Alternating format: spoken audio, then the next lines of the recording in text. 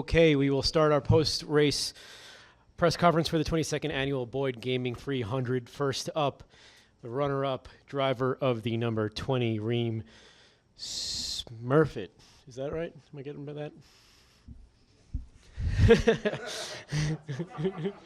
Rheem-Smurfit Kappa Toyota, Christopher Bell. Christopher, outstanding race out there. A lot of mixing up, especially in that first stage.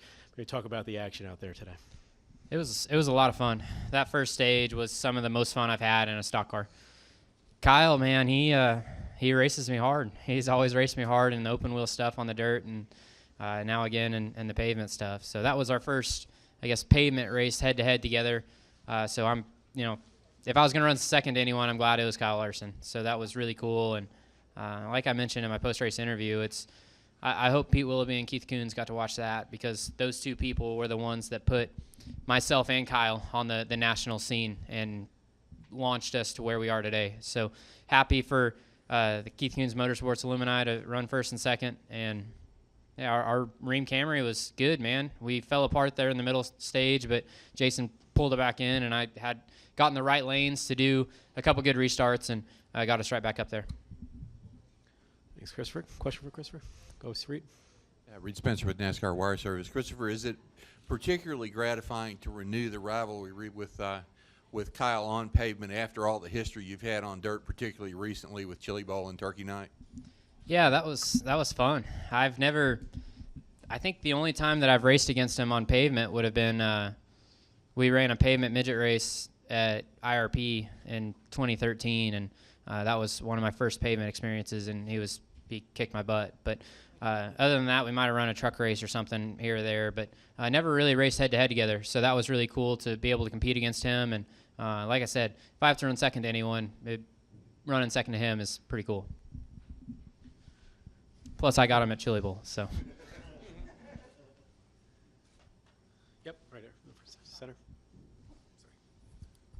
Tom Zaleski, Iron County Today. Chris, with the fuel was being an issue for everybody pretty much. Were you thankful for the caution, and did you feel like you had enough fuel to get to the end? I knew that we were close. Jason kept telling me that we were a couple laps short, but honestly, I haven't been in that many fuel-saving situations, so I didn't really know what to expect, and so I kept telling him, he just needs to tell me what to do if he wants me to start backing off and saving fuel. And we never really got to the point where we were going to start saving, but yeah, the yellow definitely fixed all of our issues. Typically, I'm a long run driver. I go better on the long runs, so the short run there at the end was not really my cup of tea, but it worked out.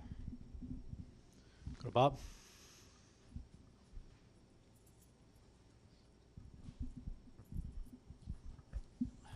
Bob Hocker, ESPN. Are you glad that you're 23 years old and maybe you're a little bit older than some of the other young guys who've been brought up to Cup? I mean, do you feel like that a little bit extra experience, a little bit of age is a help at all? That's a great question, Bob. I don't know. It's weird. You look at my career, and I'm known as a young guy experience-wise, but my age is a little bit older than the majority of the younger guys that are coming up. So I keep telling myself that my maturity helps me. My age helps me a little bit. But, all in all, I don't know. I'm not too worried about not being in Cup at 23 years old. My dream as a kid was to be able to drive a race car for a living, and I've been able to accomplish that for a long time now, since I've been 16, 17 years old. So if I don't make it to Cup, my career will not be a failure. So I'm not worried about it. I'm just going to go out there, try and win races. And a wise guy always told me that if you win enough, they can't ignore you. Any more questions for Christopher? All right. Thank you very much for your time, Christopher, and congratulations on the second place finish. Thanks. Okay, we will continue our post-race press conference with the driver of the number 7 BRANDT Professional Agriculture Chevrolet, and that's Justin Allgaier. Justin finished 7th. I'm sorry, 7th. You drive the number 7. You finished 3rd today. You don't give me any spots away there. You don't need them. Justin, great run out there, especially in that final stage. Can you talk about a little bit of that final stage? It seemed like pretty racy out there today. Yeah, really proud of everybody at Junior Motorsports, obviously, first and foremost. We had 4 really fast Camaro SSs today. Congrats to Kyle. We kind of circled him at the beginning of practice. We knew that they were going to be super strong, and it's always good to see a Chevrolet in victory lane. So, for us, we just put our head down and knew that we didn't have the speed we were looking for in practice short run. And Jason and the boys did a great job, and I felt like our Brent Professional Agriculture Camaro was good. We needed a little bit of speed on the short run, and then we needed a little bit of speed at the back end of a run. But through the middle part, we were pretty good and got ourselves in position. The restarts were great for us today. Pit stops were spectacular all day. You guys did a great job on pit road and just execution. You guys did a great job executing all day, and we put ourselves in position at the end there and had a shot for it. That's all you can ask for in these races, and unfortunately just didn't have enough quite there at the end. But again, really proud of everybody at Junior Motorsports. Really proud of the 7 team. Today was a good day for us, and hopefully we can carry this momentum into the coming few races and be really strong when it counts.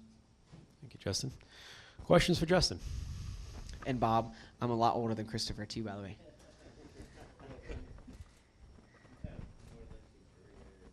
This is true.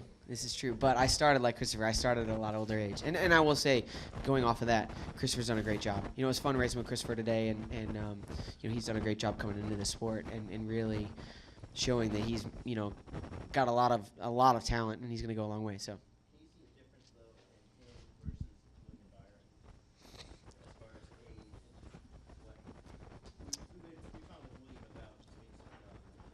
Well, I think, like the one thing for me that's kind of nice now is that I'm older. I kind of know how to get to the racetrack in the mornings. I don't need to really put it in my phone anymore. You kind of know where to drive. You know what restaurants are around whenever you're going to eat. A lot of these guys that are coming in, they're learning the culture of, what's going on around outside the racetrack as much as they are on the track. And learning, what's going on there. And, William's done a great job. I mean, obviously extremely talented. Kind of the exact opposite, really, of how I started and how Christopher started. Coming in really late and being as successful as he has been. But, I think that this sport really, if you're talented and you're willing to put in the hard work, I think this sport will pay off on that. And I think that that's why you see both of those guys being successful and having 2 completely different backgrounds. More questions for Justin? Right here in the center. Tom Zaleski, Iron County Today. Justin, weather's been cooler here than in years past, and the wind obviously was up. Did you feel like you had enough grip, even though the wind might have given you issues from time to time during the race? Yeah, I don't think I sweated much at all today. That's how cold it was inside the car. One of the things that I felt like today that was good is I feel like the wind being as high as it was nice that the track was cooler because I feel like it had a little bit more grip to it. Eddie DeHaan, my spotter, did a great job of keeping me up to date with what was going on, where the wind was at, what direction it was going, when it would shift, when it would gust, things like that. And that was a big deal. Managing where you were at on lap cars and if you were to go inside or outside of them, that was all determined by the wind and how you were passing other cars. So you definitely had to play into it. But I think being cooler, the grip level was up. I just hope we put on a great show for the fans. From the driver's seat, it was fun. There was times we were 3 wide, 4 wide, and able to really race. Last night, obviously, the truck race was spectacular. I hope tomorrow's the same way. So I think the cooler weathers were great, and I think the wind actually probably made the racing a little bit better. Were you thinking keeping your line uniform, or were you having to adjust on the fly? I moved a lot today. There were times during the race where I was better bottom. There were other times where I was better top on one end, bottom on the other. Sometimes I was better top. Just depended on what the wind was doing, what the track conditions were, and really how much rubber was laid down. I don't remember Vegas being as rubbered in from top to bottom as it is today. And I think that's going to be interesting for tomorrow's race. I don't think the wind's supposed to be as bad tomorrow, but I think that the temperature's supposed to be a little bit cooler. So, those guys are definitely going to have some grip. They're going to have speed, which should allow them to race, hopefully really well and have a lot of fun. I think Chris has a question, then we'll go over here. ChrisMikeHedgeFence.com. Don't worry, it's going to be warm next weekend in Phoenix. Perfect. I like warm in Phoenix. So But speaking of ISM Raceway, you go back there next weekend as a defending champion of the race. How do you approach that? Are you looking forward to it? And how would you rate your first 3 races of 2018? I think going back to a racetrack a year later after winning there is kind of twofold, right? Obviously, you come in there and you know that you had a successful 2017, had a really fast race car and was able to go to victory lane. You know, in the fall, we had a great race car, and unfortunately, I think we came in the pits 3rd or 4th at the end and came out like 19th with 10 laps to go. You know, so we didn't really have a shot at even going for it. And William was fortunate enough to go to victory lane there. So, you know, as a whole, collectively, you know, Junior Motorsports has done a great job at Phoenix in the past, and I have no doubt that we'll have a good race car next week. And the first 3 weeks have been great. You know, everybody at Junior Motorsports has done a great job. Obviously, Tyler getting the win at Daytona, Elliott being right there with him at second. You know, we ran strong all day. Didn't have the finish to show for it. Michael ran strong all day, didn't have the finish to show for it. We went to Atlanta. We had our struggles, but we were able to come home with a top 6 and you know, a good race car. And then you come here and collectively all 4 of our cars ran really well. So, you know, you have to feel like there's a lot of momentum on our side at Junior Motorsports. Obviously, the Chevrolet camp's done a great job this year, and you know, we just got to go there and make sure that we give it 100% and do the things that we did last year that worked really well, and hope that carries over into this year. Jim O'Play on WTBQ. Justin, you spoke about your teammates. Your car seemed to improve drastically over the course of the weekend. How much of a role did your teammates play in that? Oh, it was huge. You know, it's kind of funny, actually. The one car came very, very similar to how we were here last year and ran really well. And we came a little bit differently just because we felt like this car was going to be a little bit different with the composite body and some of the things that we were going on. And you know, as a whole, you know, our whole organization, one of the things that we do so well, we work together well. As drivers, as crew chiefs, as crew members, pit crews, engineers, you know, everybody at our shop works so well together. And that goes a long way. You know, when you have 4 teams and all 4 are collectively going in the same direction, you know, that's a big help. So huge thank you to my teammates. You know, obviously we talked to all of them, and we talked to crew chiefs of all of them and try to get an idea what they were doing. And that was a big deal. So, you know, really, really proud to see them all, though, run really well today, all day, and be able to battle it out with them. Any more questions for Justin? All right. Thank you, guys. Justin. Thanks for your time. Congrats on the 3rd place finish. Hello? It's not working. You can use this one. Oh, I got one. That's awesome. He did, and he's here with us right now, the winner of the 22nd annual Isabel Boyd was Gaming. second. What do you say? Driver of the number 42 DC Solar Chevrolet, and that's Kyle Larson with crew chief Mike Shiplett and son Owen. We'll start with you, Kyle. Clearly, you could race through the field pretty easy. We saw that, and I think was stage 2 or the final stage, and a great battle with Christopher there in stage 1. So maybe just take us through the race and how it feels to come out the victor. Yeah, our race was really good. The first run, I think on scuffs, we were just really, really tight loading into the corner and a little bit tight on exit as well. And you had a lot of fun with Christopher racing. He was able to beat me there at the end to win the stage. But I figured once we got stickers on, I'd be better, which we were. And we kept adjusting on all race. I still, I fought a tight issue the first 2 stages, but it seemed like once we got into the 3rd stage, you were really good. A little bit tight there, I think, that first run we had, and then we had that bad pit stop, and that's really when our car got better. And I was able to go from 8th to the lead, I don't know, in 15 laps or so. And I was actually pretty loose, which I liked because I could be more aggressive. So we were able to get to the lead there, and then if it was going to go green at the end there, I was going to be a little short on fuel, so I just started saving as much fuel as I could, and felt like we'd be good to get to the checkered, and then we had the caution and lost a spot on pit road to Reddick there, and then had a couple really good restarts there at the end with some good pushes from Bell to get to the lead, and then Allgaier to maintain the lead. So got to thank those two for for helping get us to the lead. But Shiplett and all the guys built an amazing race car. It was neat to get DC Solar their first victory here in the Xfinity Series. So happy about that, and just really thrilled with just how fast our car was all weekend. And Mike, from your vantage point, take us through the race from the top of the box. Just kind of like how Kyle said, we were fighting a tight condition. We tried working on with air pressure so we didn't lose any time on the pit stops. The way with the person down this year, one less person on pit road, it takes a little bit longer to make adjustments. So we had a couple of mistakes on pit road. We had Jackman fall one time, and then we had a tire get caught in the left rear.